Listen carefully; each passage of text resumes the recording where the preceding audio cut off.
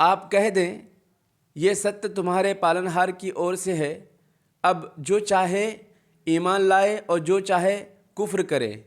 निसंदेह हमने अत्याचारियों के लिए ऐसी आग तैयार कर रखी है जिसकी दीवारें उन्हें घेर लेंगी, और यदि वे फरियाद करेंगे तो उन्हें ऐसा जल दिया जाएगा जो तेल की तिलछट जैसा होगा, जो चेहरों को भून डालेगा।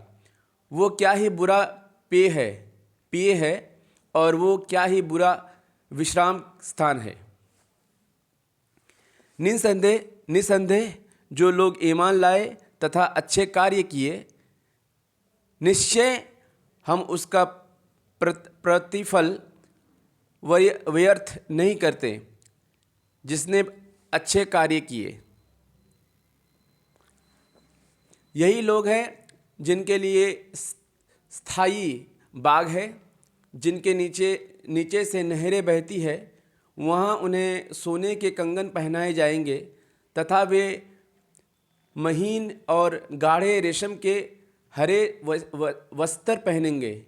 वहाँ तख्तों पर तकिया लगाए हुए होंगे। ये क्या ही अच्छा बदला है और क्या ही अच्छा विश्राम स्थान है।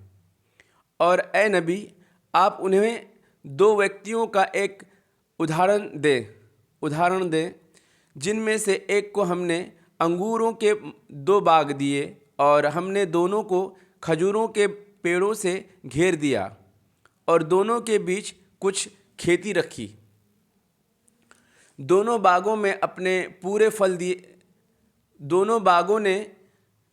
पूरे फल दिए और उसमें से कुछ कमी नहीं की। और हमने दोनों के बीच एक नहर जारी कर दी और उसके पास बहुत सा फल था। तो उसने अपने साथी से, जबकि वो उससे बात कर रहा कहा, मैं तुझसे धन दौलत में अधिक हूँ तथा जत्थे में भी बढ़कर हूँ। और उसने अपने बाग में इस हाल में प्रवेश किया कि वो अपने आप पर अत्याचार करने वाला था। उसने कहा, मैं नहीं समझता कि इसका कभी विनाश होगा, और ना मैं ये समझता हूँ कि क़यामत आने वाली है।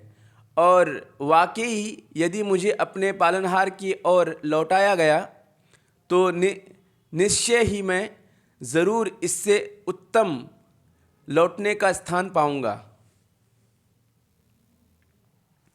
उसके साथी ने, जबकि वो उससे बात कर रहा था, उससे कहा, क्या तूने उसके साथ कुफ्र किया जिसने तुझे तुच्छ मिट्टी से पैदा किया, फिर वीर्य से फिर तुझे ठीक ठाक एक पुरुष बना दिया।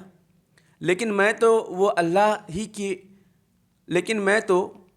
अल्लाह ही मेरा पालनहार है, और मैं अपने पालनहार के साथ किसी को साजी नहीं बनाता।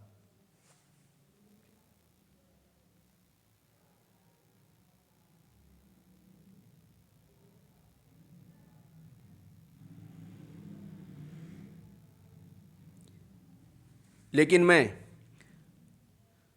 तो वो अल्लाह ही मेरा पालनहार है, और मैं अपने पालनहार के साथ किसी को साजी नहीं बनाता। और जब तूने अपने बाग में प्रवेश किया तो क्यों नहीं कहा, जो अल्लाह ने चाहा। अल्लाह की मदद के बिना कोई शक्ति नहीं। यदि तू मुझे देखता है कि मैं धन तथा स्थान में तुझसे कमतर हूँ, तो आशा है कि मेरा पालनहार मुझे तेरे बाग से अच्छा प्रदान कर दे, और इस बाग पर आकाश से कोई आपदा भेज दे तो ये चटियल में चिकनी भूमि बन जाए, या उसका पानी गहरा हो जाए, फिर तू उसे कभी तलाश न कर सकेगा।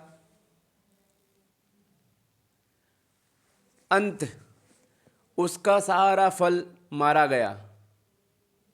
फिर वो अपने दोनों हाथ मलता रह गया उस धन पर जो उसने खर्च किया था, जबकि वो बाग अपने छप्परों सहित गिरा हुआ था और वो कहता था, काश मैं अपने पालनहार के साथ किसी को साझी ना बनाता।